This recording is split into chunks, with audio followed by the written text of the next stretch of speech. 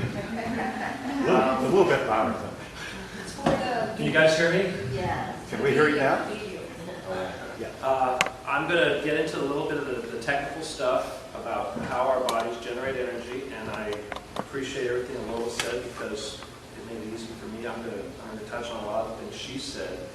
And one of the things that's important is that there is no one way to do any of these things. So if I say it goes this way and someone else says it goes this way, it probably goes both ways and maybe a third way also. So there's lots of different ways to move energy around, and we're going to talk about that, especially when we get into the Tantra stuff, which is going to be fun. But I learned today that you can move it up your left leg and down your right leg. That was something new. But anyway, so how we generate energy. Let's talk about that real quick. I'm going to grab this. I don't know if you want to move this, but what do you think? Should I try to put this in front of the room? Should I do it right here? Can you guys see it so far right now? All right, great. Okay. Twist it? All right, I'm going to just put it down. Okay, our bodies are made up of billions of cells, right?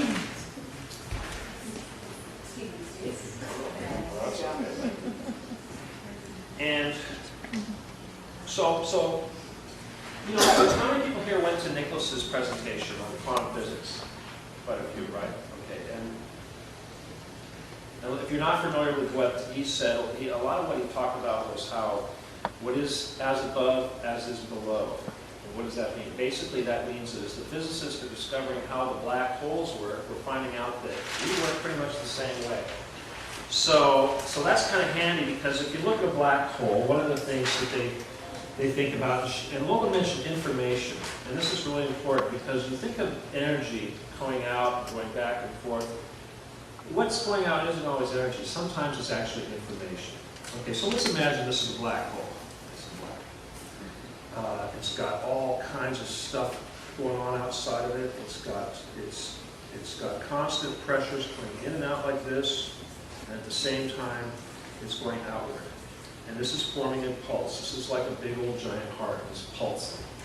Another thing it's doing is it's shooting energy out from the top and the bottom, like this. And is it sucking energy in? It's also spewing energy out. Now, what is it spewing out? It's actually spewing out information. Now, you know how she said our auras transmit information? It's the same thing. Okay, so our cells transmit information, our bodies, planets, everything. Let's take a look at the cell real quick. Here's your average cell.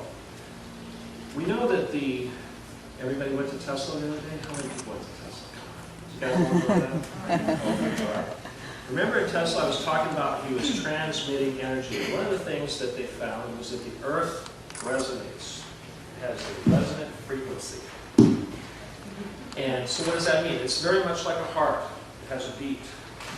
Every time it beats and pulses, it sends off waves. Okay, so our cells do this too. So just like the Earth, when the Earth is pulsing, it's sending out waves. Now waves, so much is confusing about this wave and particles and what have you. So let's talk about that real quick. Particle waves and, let's say, rays. Okay, so a frequency, real quick, this is a sine wave. Okay, your basic sine wave. Lola brought up the electromagnetic spectrum, which is a big word. Everybody knows familiar with the electromagnetic spectrum? Yeah? Okay. Well, everything that we consider energy is somewhere on the electromagnetic spectrum. The electromagnetic spectrum is a big yardstick. The rainbow, the white light that we see, is somewhere in the middle of it. The radio waves, the microwaves, and even our body heat.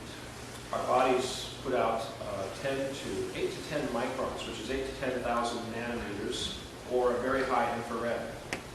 You can't see it, but it's about 10 times above the visible, what we consider the rainbow.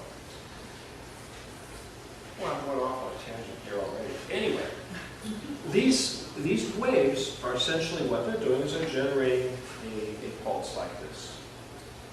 And it's the length of the pulse determines everything.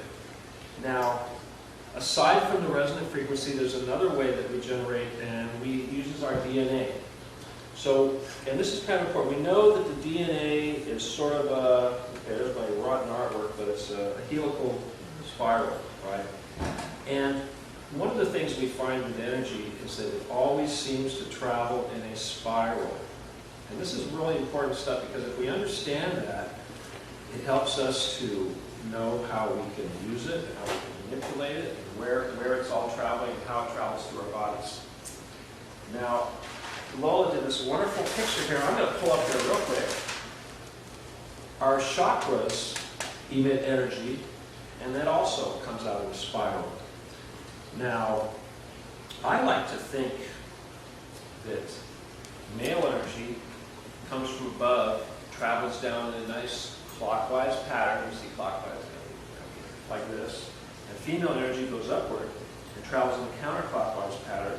So we get something like this. So when those two energies come together, we get a double helix, just like our DNA. Everybody familiar with the shape of the DNA and the double helix nature? And I guess we could probably derive all kinds of neat information from that.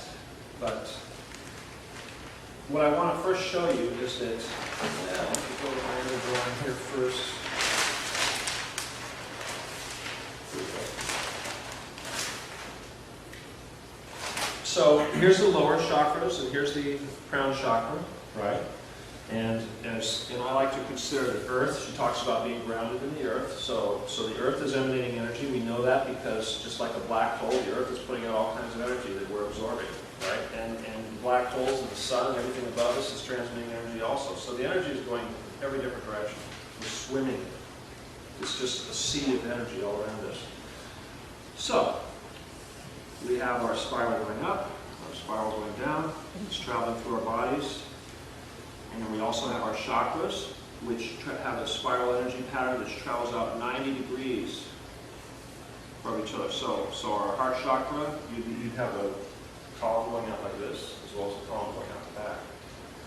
When we get into the Tantra stuff, we have two people together, this is going to make a little more sense and become a little more important, because it's the union of these bodies and the connection of these wave fronts that cause all the magic.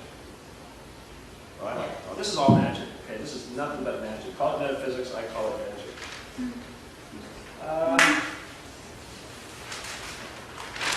Now the modus. Now we talked a little bit about scalar waves, and I want to go into that because I think that the scalar waves operate in this other realm that we like to think of as what, the ether, the fourth density, the one that we're all getting ready to move into.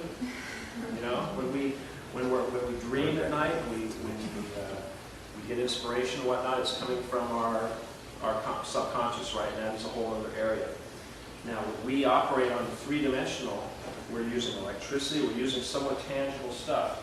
But our bodies, when we produce these waves, what Tesla found out was that if you produced a sine wave, and then you produced another wave of the exact same frequency, that means that it goes through here at the exact same time, but exact opposite, that these things would cancel each other out at these points right here. And when that happens, we generate a whole other kind of energy called scalar energy.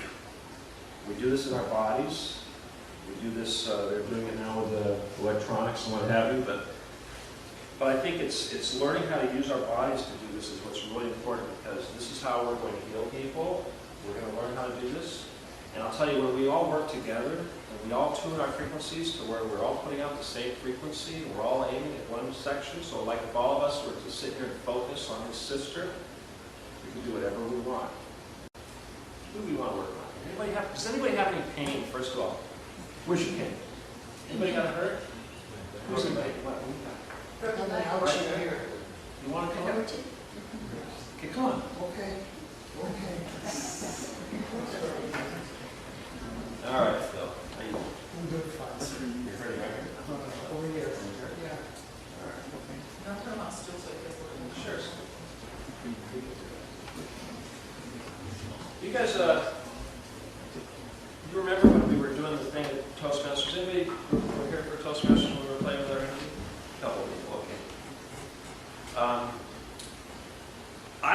think that men, we have an out hand and an in hand.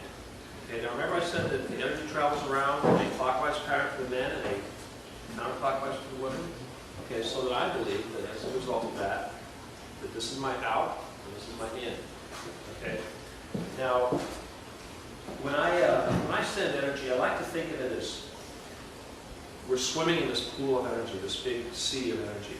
So you can almost imagine as we're breathing it. We're going to do some breath work, and this will also help us visualize the movement of the energy. But so what I like to do is I like to take a deep breath, kind of sync up with Bill here.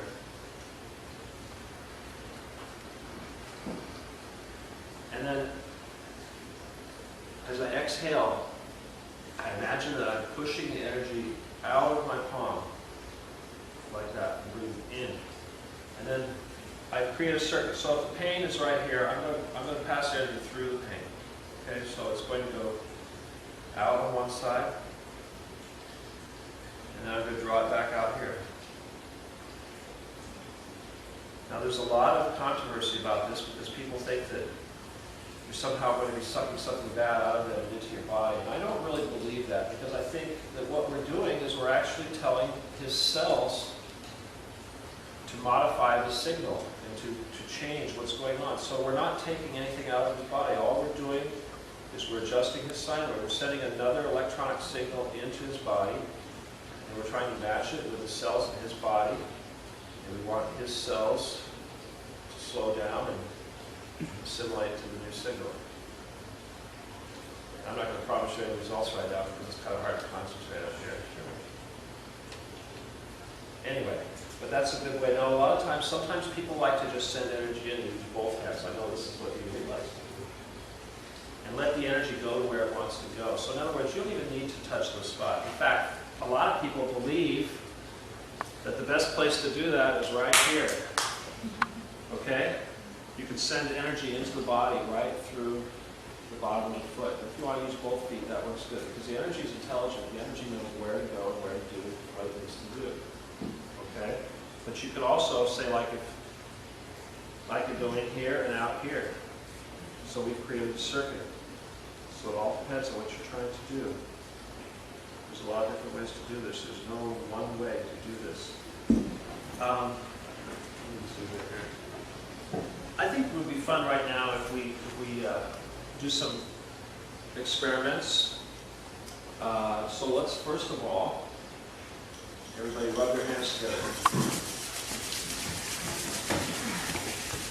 And this just kind of gets rid of some of the sensations so that you can kind of feel it. Okay, make it a little sensitive. Okay, now let's just start and sort of pulling your hands back. Now, this is magnetic energy. So you should feel a little bit like a magnet. You feel as you pull the hands away, kind of in the center of your palm, kind of like this area right here. Just feel kind of sensitive, a little tingly. You feel any thermal sensation, a little warm or cold? Yeah. Okay, whoa, that's strong. All right, now practice. Let's hold your hands out like this. Now let's everybody take a deep breath. Now, for the men, I want you to think of your energy coming out of your left hand. For the ladies, I like you to think of your energy coming out of your right hand. So as you exhale, imagine as you're pushing the energy out of your hand, it's kind of flowing out. Okay? And slowly as you inhale, imagine you're pulling it into your other hand. You feel a little warmth? This part feel a little warm now, right? A little bit, huh? Okay, just kind of adjust your hands, just feel your breathing. Just kind of feel that energy. Now, your fingertips starting to tingle a little bit. You're feeling it, right? And cross your legs.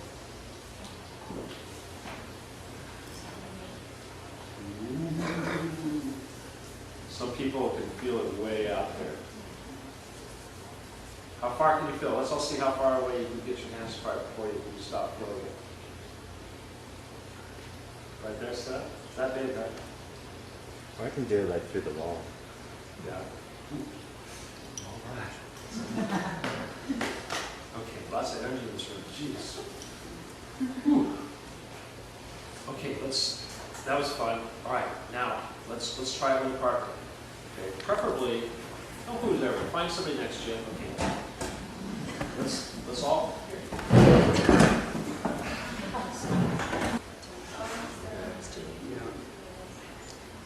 You guys are all feeling it, huh? Does anybody feel a coldness, or is it all warm? Are you feeling coldness? Okay, the coldness is kind of when it's coming in. Okay? It almost feels like you have air conditioning between your hands. Yeah.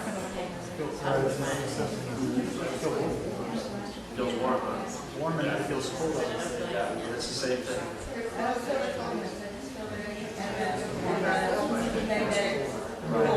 Now, you feel like a little crinkly, almost like a little electronic thing going on. All right, let's try something else. Okay, you guys, let's try something else. Somebody take your partner, and so I take one person do this, and then the other person put their hand in between. Okay? So I want you to create a field between your hands. Okay? I feel my Now, bones. go ahead, put your hand in there. Okay. Now send the energy through the hand. Okay. What's the now, Right hand, left hand? I like to think that men are clockwise, women are counterclockwise. So it would be like this: clockwise, counterclockwise. So men would be left would be out, ladies right would be out.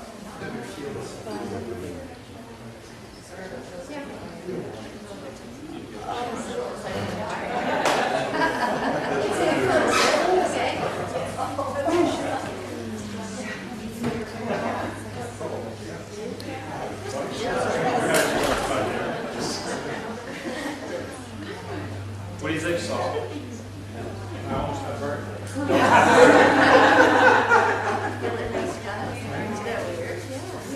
Oh, you guys.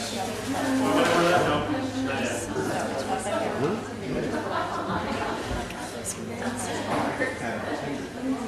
Seriously though.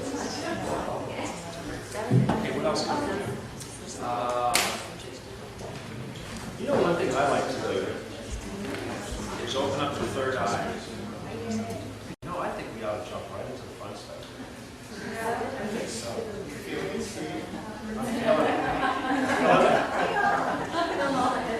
Yeah. Okay. So, it's getting that energy to flow through our bodies is what rejuvenates our cells. It's what makes our auras stronger, gives us a stronger glow. It helps us to communicate with each other. It certainly helps us to help each other with pain and healing. What else can we do with it? Anybody think of anything I'm missing? What else can we do? Move mountains? Well, magic.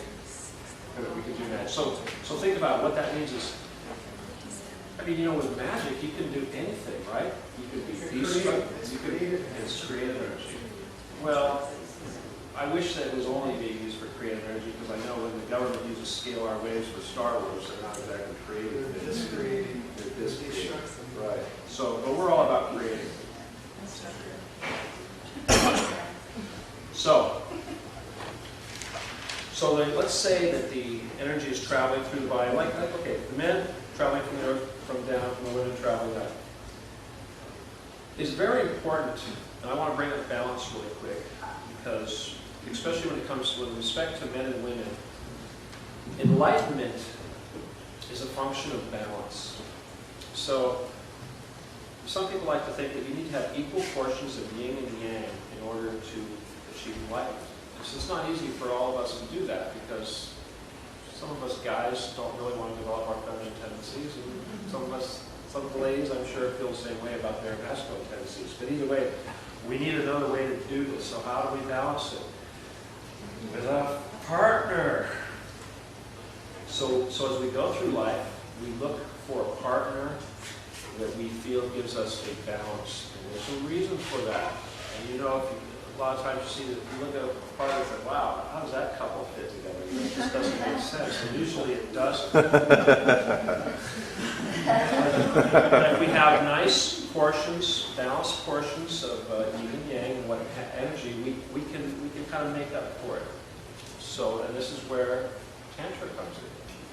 want to touch about scalar energy. Yes. I understand the sine wave, but I understand the combination too. I understand that it cancels it out a bit, Right. but how does it generate more energy? How does Or, it- or is it converting energy to different type of energy? Okay, scalar waves. So you're just going from sine to cosine then? No. What's happening? Let me see if I can get back to that real quick. Okay, the thing about scalar waves. Right now, I'm going to talk about it as far as Star Wars is concerned. This is destructive application. Short way down. Okay? All right. Here we have one transmitter. Here we have another transmitter. And here we have, an enemy flying around. This thing sends up a wave. This thing here sends up a wave. At this intersection, this is happening.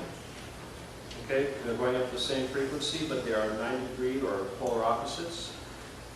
So these amplitudes are canceling out. And at those amplitudes, we have what's called an interference pattern. Okay? So the waves are interfering with each other, and they create an interference pattern. It's in this area here, primarily in the center of that area, is where the energy is destructive or the constructive energy actually exists. So the same applies with our bodies. When I send my waves or my sine wave into the patient, and the two waves combine, then they create this energy. Now, what does the energy do? The energy does what you want it to do. That's where the intention comes in, because the energy is saying, "Okay, you've created me. What do you want me to do? I'm here to create what you want me to create." And this is where you have to decide what it is your intention is before you set out and do what you're trying to do. So, and when you set that intention, what are you doing? You're creating a wave pattern, a specific wave pattern. I don't think I could see this wave pattern, but I'm sure if you have an oscilloscope and you had somebody hooked up to a alpha system, that you could probably get a visual representation of what that wave actually looked like. And then if you could reproduce it, the exact opposite, then you could create scalar energy. So is scalar waves a certain length and frequency? No, a scalar wave, what is scalar wave is the product of the intersection of two waves which have the exact same frequency but are 100-degree opposite. But 180? Or 180-degree opposite, But yeah. it's the interference? Yes, it's the interference of the two. But does it It's matter? the cashless. I have a storm kind of. Exactly. Now, another way of looking at it, Does it matter what frequency or can it be any frequency? it can be any frequency as long as both waves have the same frequency. Okay. Does that help? Does anybody else have a question? jet blow up? Why does the jet blow up? I don't know, probably because the sine wave says disappear jet. The jet disappears. What is that combination of the negative energy? You know what it is? So it's like a pulsar? The actual event that's taking place is actually taking place in space-time. Okay, now, the dimension that we are in is real time. The next dimension is space-time. Okay, so we know that matter is energy compressed. What we consider to be matter, all matter can be converted into energy and back. Like we split the atom and create a nuclear explosion. Well, we haven't learned how to do it in reverse, but trust me, it can be done. We'll get there someday. Now, on the other side, we find that energy is actually time compressed. Okay, so time compressed is energy, and energy compressed is matter. All right, so what's happening when these scalar waves are doing their destructive or their constructive energy is being released, it's actually taking place in another dimension that we can't even see.